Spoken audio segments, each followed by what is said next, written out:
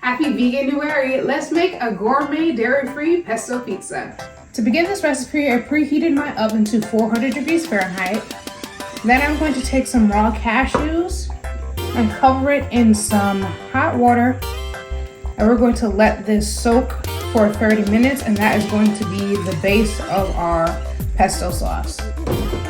In the meantime, I'm going to start prepping our toppings for our pizza. So I have a red onion here. I'm just going to remove the top. And I have my little container here for waste and the bottom. Then we're just going to julienne or thinly slice our red onion. And then we're going to move over to our bell pepper. I'm using an orange bell pepper because I want to make this pizza as colorful as possible, because I just think colorful food just makes things taste better. I'm just going to cut out the ribs of the bell pepper too, and get rid of some of the seeds. And we're going to thinly slice them. Every time I make pizza, I automatically think of my father, because he, growing up, was always the maker of pizzas. And he had this rule of thumb, which was basically, if the sauce does not taste good, don't expect the pizza to taste good. And he really and truly put a lot of work and a lot of effort into making his sauces nice and flavorful.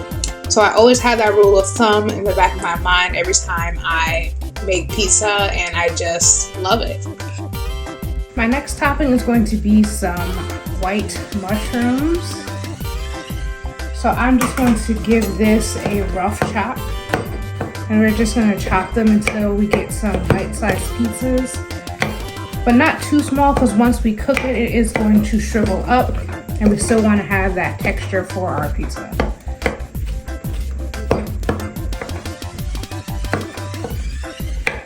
To a preheated ungreased pan, I'm going to add in my chopped mushrooms, and we're going to cook this down for a few minutes until most of the moisture is cooked out of the mushrooms. While the liquid is cooking out, I'm going to add in my spices, which is some onion, garlic, oregano, salt, pepper, smoked paprika, and some cumin. I'm going to mix that together in with our mushrooms and just let it cook out a little bit more, because we do not want the liquid from our mushrooms to make our pizza dough soggy once we bake it. When all the liquid is cooked out of your mushrooms, it should look something like this. So we're going to take this off the heat now and put in our onions and peppers. There's no need to clean up the pan, so we're just going to go in with a little bit of olive oil.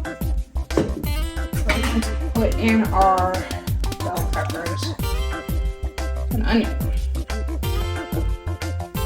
We're just going to cook this down until everything has softened.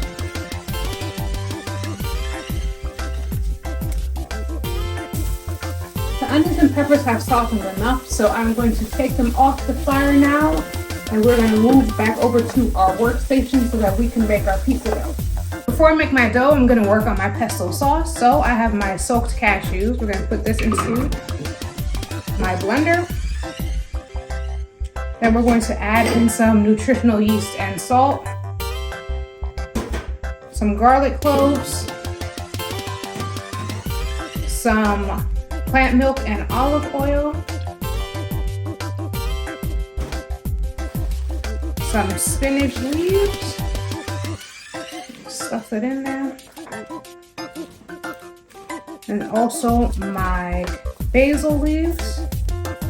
And we are going to blend this up until we have a nice and smooth consistency.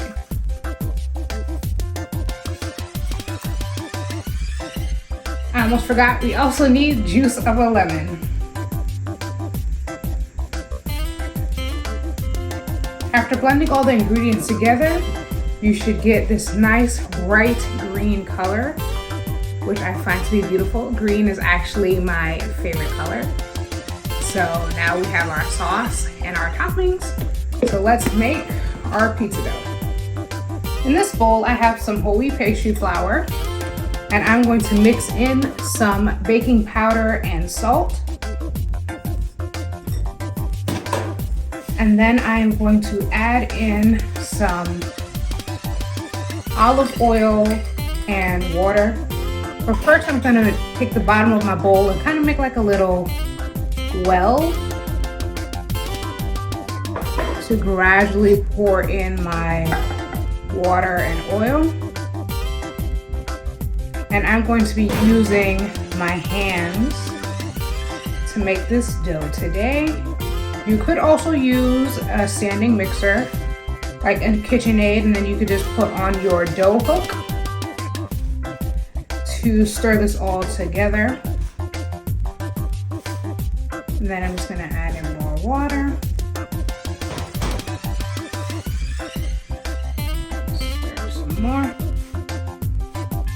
And we're just gonna keep on kneading and adding our water until we get a soft dough. My dough ball is formed, so I'm going to put it onto a floured workstation. And we're going to knead it for about 5 minutes before we add it to our pizza pan. Am I the only one who finds kneading dough to be so comforting and satisfying? Let me know in the comments, because I really can't be the only one. I have my dough ball, so now I'm just going to take a little bit more flour to cover my rolling pin with and a little over our dough. And then I'm just going to roll this out into a circle to fit my pizza pan.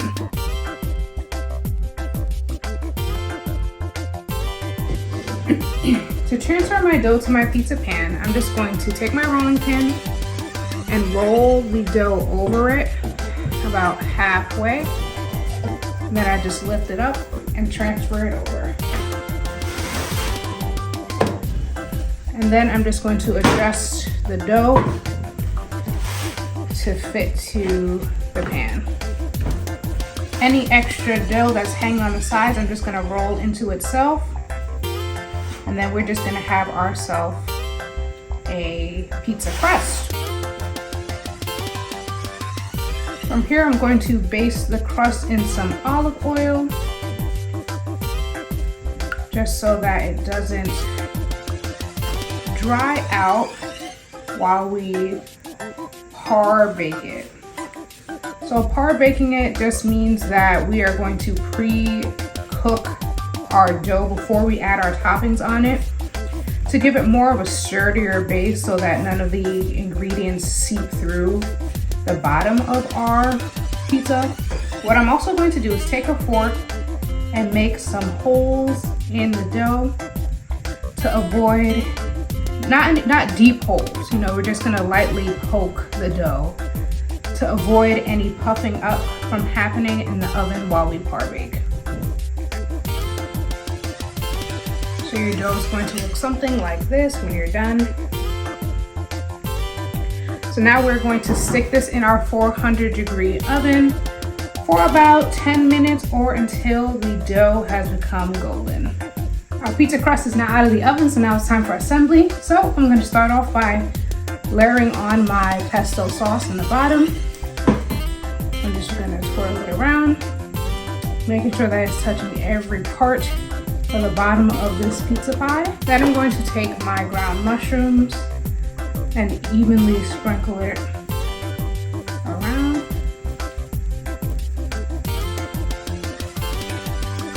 Then I'm going to add in some of the peppers and onion.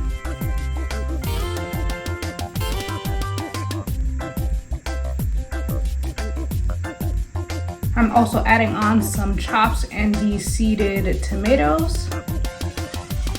And then we're going to put this back in the oven for about 8 to 10 minutes until everything is heated through and crispy. While we wait for our pizza to get out of the oven, I'm going to make a little garnish for it. So in this bowl, I have some baby arugula. So I'm going to put in a little drizzle of olive oil, some lemon juice, a little bit of salt, and some freshly cracked black pepper. And I'm going to mix this all together and let it wilt down a bit while we wait for our pizza. My pizza is out of the oven, so let's do some garnishing. So, to half of the pie, I'm going to take my arugula salad that I made and just place it on half of it to give it some added color and brightness. And the unique flavor of the arugula will give it that burst of flavor. And then I'm going to go in with a balsamic glaze and drizzle it all over the entire pizza.